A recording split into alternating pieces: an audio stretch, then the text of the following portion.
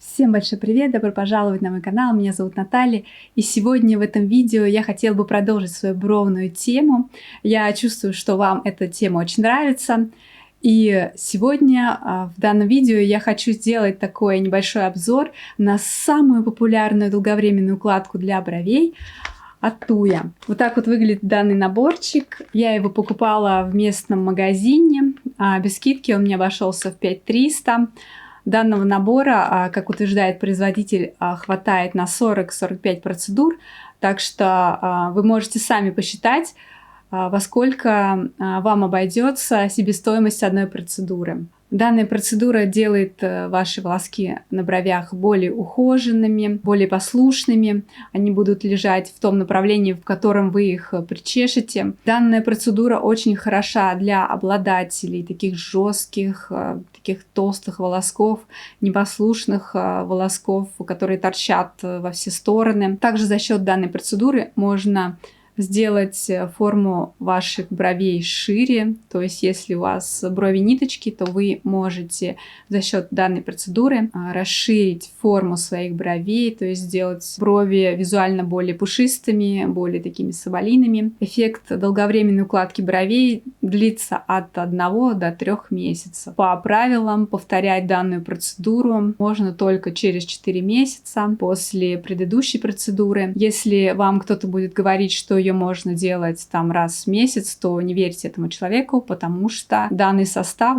на основе которого делается эта укладка, его нельзя повторно наносить на одни и те же волоски. То есть те волоски, на которые уже была сделана эта процедура, они должны просто выпасть, потому что данная процедура, она не является лечебной процедурой, она идет на основе тех же компонентов, которыми делают химическое выпрямление волос, либо химическую завивку волос. То есть на данные волосы, на которые уже была сделана химическая завивка, либо химическое выпрямление, нельзя более наносить данный состав, потому что это может быть фатально для ваших волос. Они могут отвалиться, они могут стать похожими на кольца кальмара, сушеные кольца кальмара, могут стать похожими на такие маленькие пружинки, то есть они могут рваться, ломаться, то есть это очень-очень губительно для ваших волосков.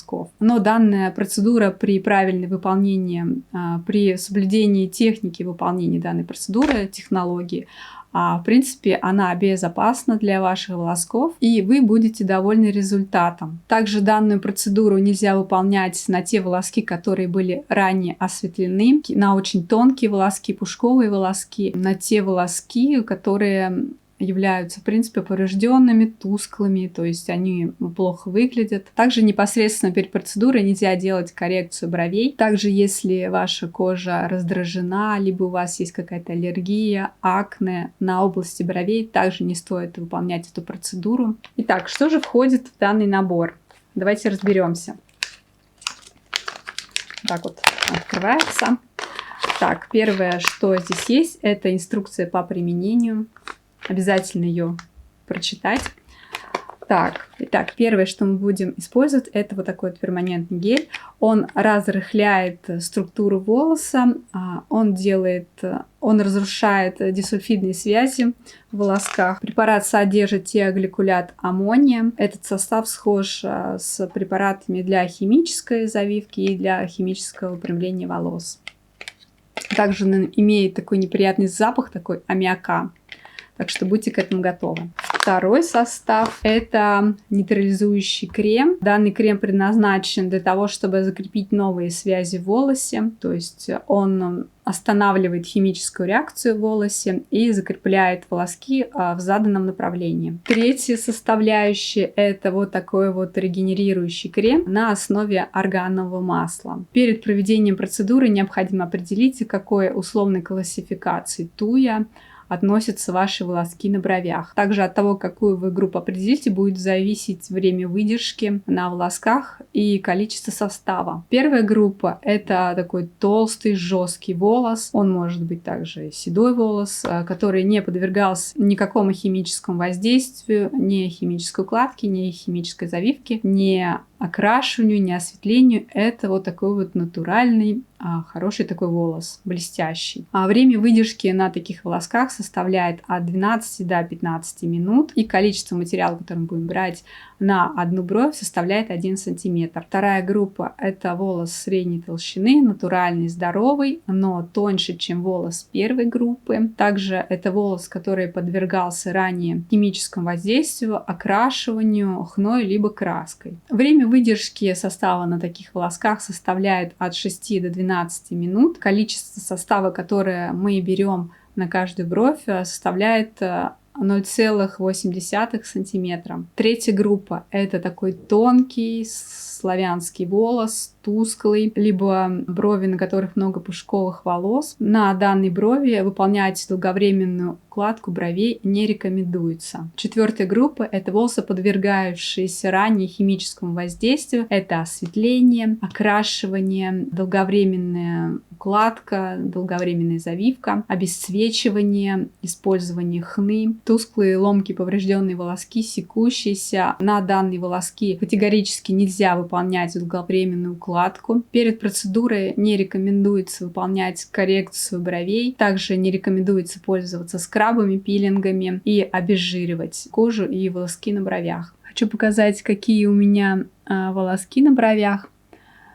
Можно увидеть, что в районе излома они у меня лежат не очень послушные, то есть частенько они меня просто вот так вот смотрят вниз. Итак, приступим к процедуре. Первое, что мы будем делать, это мы очистим волоски на бровях просто от пыли. Так как у меня нету макияжа, я буду использовать просто вот такой вот тоник. Но если у вас есть макияж, то вам нужно будет использовать мицеллярную воду, а потом эту мицеллярную воду смыть вот данным тоником, чтобы компоненты мицеллярной воды не вступали в реакцию с активными компонентами.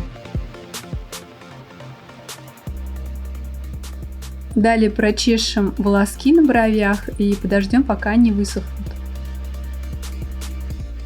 Перед процедурой рекомендуется нанести вокруг бровей кожу какой-нибудь жирный либо защитный крем. У меня вот есть вот такой жирный крем Пантенол, я его нанесу. Наносим вокруг бровей.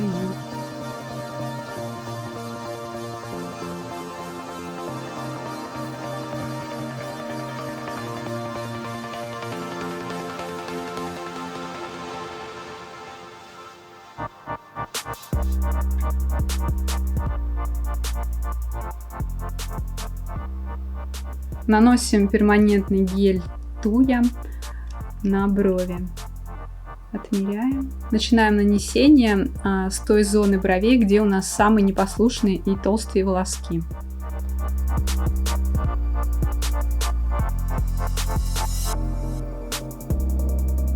Волоски зачесываем, волоски, которые находятся у основания брови, мы зачесываем вверх, а остальные волоски мы раскладываем вот так вот по кругу. Так, наносим состав на вторую бровь.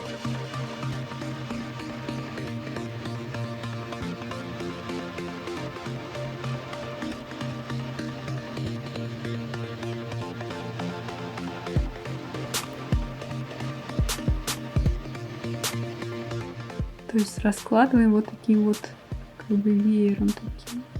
Итак, когда раскладываете, не чешите сильно прям вот этой щеточкой, для того, чтобы не повредить кожу, так как кожа также становится чувствительной после применения данного препарата. Теперь закрываем пленкой, но без применения тепловой бани. Я буду засекать время на 10 минут. Каждые 3-4 минуты мы будем открывать и прочесывать волоски. Также это позволяет нам контролировать, насколько подействовал гель, насколько волоски стали податливыми, то есть определяем фактическое время выдержки.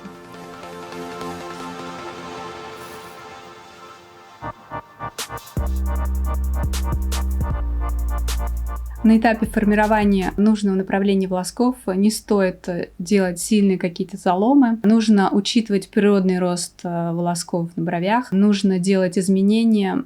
Изменения должны быть плавными. Не стоит зачесывать все волоски вверх, так как по своей природе вверх растут только те волоски, которые находятся у основания брови. Остальные волоски растут как бы по такому как бы вееру, либо просто растут в горизонтальной плоскости. Если вы будете зачесывать именно все волоски вверх, то вы рискуете сделать заломы на волосках, и вследствие чего они могут потом либо отрастать некрасиво, да, таким зигзагом, либо они просто могут обламываться. Причешем еще раз.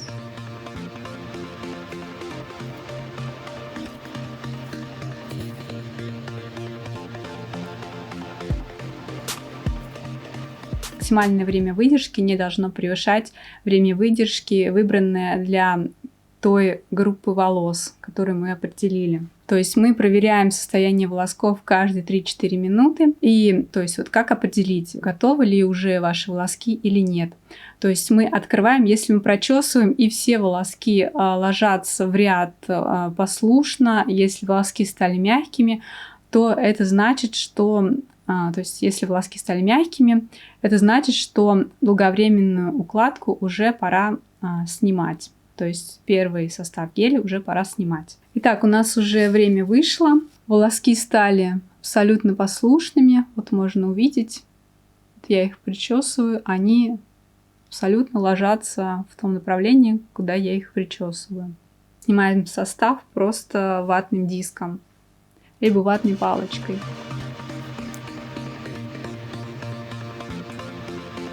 Также еще хочу отметить такую немаловажную деталь, которая может быть вас смутить, если вы вдруг будете снимать вот этот состав, и у вас появится там какой-то оттенок. Это будет этот первый состав, он может немного снимать краску, из глубины волосков, так как он разрыхляет волоски. Наносим второй состав, мы его берем в том же количестве, он уже идет белого цвета. Наносим его чистой кисточкой. Так, наносим, начинаем с серединки.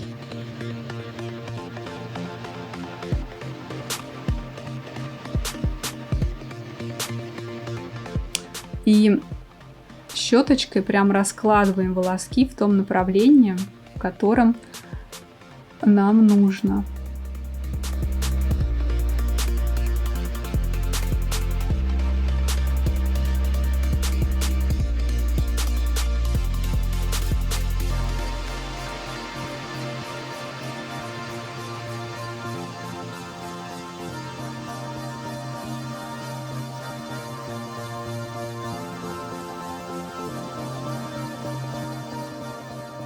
Второй состав выдерживаем по времени столько же и накрываем это все пленкой. У меня это 10 минут. Когда мы уже нанесли второй состав, мы пленку уже не открываем, просто ждем 10 минут. Хотела бы еще сказать, что ни в коем случае не нужно передерживать составы. Итак, время вышло, выдержки второго состава, то есть нейтрализующего и фиксирующего крема. И мы данный состав будем смывать уже просто водой. Снимаем пленочку, берем ватный диск, смачиваем его водой и тщательно смываем состав.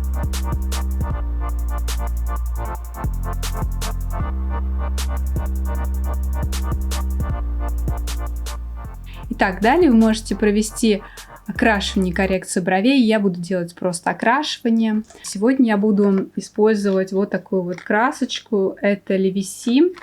Я буду использовать Левисим, так как у него идет такой щадящий состав, и окислитель мы используем 1,8%. Также хочу еще сказать по поводу именно окрашивания бровей после долговременной укладки. Здесь есть такая особенность, потому что после долговременной укладки все-таки чешуйки волоса, они такие открытые уже, и краски требуется меньше времени, чтобы проникнуть в кортекс волоса, и поэтому рекомендуется уменьшать время выдержки краски где-то примерно в половину. Я советую использовать краску Levisime для окрашивания именно после долговременной укладки, потому что у нее щадящий состав, и она, в принципе, не сильно затемняет волосок, то есть она действует более деликатно. Итак, к сожалению, у меня не получилось записать полный процесс окрашивания бровей краской Levisime, так как у меня села камера внезапно. Но вы сейчас видите результат, что у меня получилось в итоге. Я уже нанесла после окрашивания вот такой вот крем с органовым маслом. Его нужно наносить, сначала его нужно разогреть между пальчиками, а потом втирать в волоски бровей. Итак, последние рекомендации. Что не стоит делать первые 24 часа после того, как вы сделали долговременную укладку бровей? Не стоит посещать ни сауны, ни солярии, ни бани.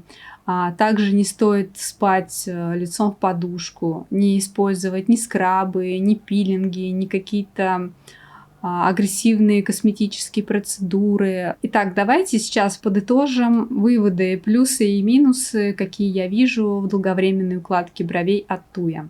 Плюсы — это то, что долговременная укладка бровей делает волосы послушными, делает вид бровей более опрятным. Также вы можете забыть про всякие фиксирующие гели для бровей. Эффект на бровях держится от 1 до 3 месяцев. И второй такой хороший плюс — это то, что с помощью долговременной укладки бровей можно немного изменить свою форму бровей. Конкретно можно немного передвинуть излом брови. За счет этого вы можете визуально расширить свое лицо. Также за счет долговременной укладки бровей вы можете визуально расширить ширину своих бровей. Если у вас тонкие брови, вы можете визуально расширить ширину своих бровей при помощи долговременной укладки за счет того, что можно выложить волоски чуть-чуть выше, да, чуть-чуть приподнять волоски, за счет этого форма ваших бровей изменится, что позволит вашим бровям выглядеть шире и гуще. Минусы данной процедуры — это то, что эта процедура, она не является уходовой для бровей, она достаточно агрессивно действует на волоски. Данная химическая формула, да, которая есть вот в этих вот составах, она может вызывать аллергию, ожоги при неправильном, конечно, использовании. Также, в принципе, она может вызывать раздражение кожи, если у вас чувствительная кожа. Второй минус — это то, что данную процедуру нельзя делать часто.